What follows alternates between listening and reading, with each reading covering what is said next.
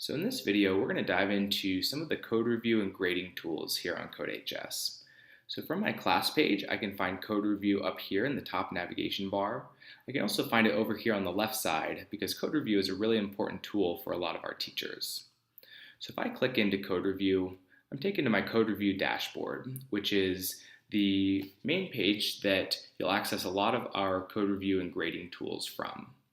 So here I can see that I have a feed or queue of student help questions. So these are questions that students have submitted through the help tab. I also see a queue of student exercise submissions. And we'll get into a little bit later exactly how this list is being populated. But for now, if I want to grade any of these problems, I can click on the actual exercise name to go to the editor page and grade through the help tab.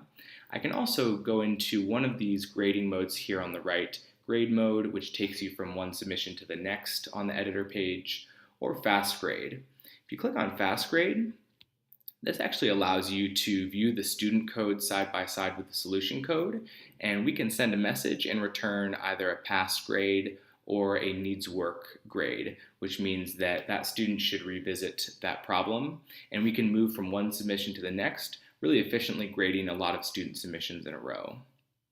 We go back to the code review dashboard. Another area I want to go into is the queue settings tool. So queue settings is exactly how we determine what makes it into this student submissions queue.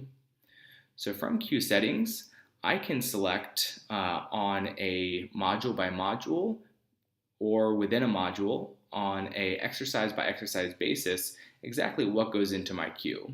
So here I've said I don't necessarily want to grade the entire Carol module, but rather I'm picking a handful of exercises from Carol that I want to go to my queue and then I want to manually code review. And we can do that for any of the modules in the course. We can also choose entire modules or the entire course to send to our queue. The last area of the code review tool is this submissions feed. So if we go to the submission feed, we can see kind of the raw feed of all of the exercises that students are completing and submitting. And we can choose whether we want to code review just this problem. We want to code review the random hurdles problem for the entire class or for all of my classes. And if we click one of these, that will send that problem or that set of problems to my grading queue for me to use some of those grading tools on the code review dashboard. So there's a lot more here. I'd encourage you to check it out on your own, but this is an overview of the code review dashboard on CodeHS.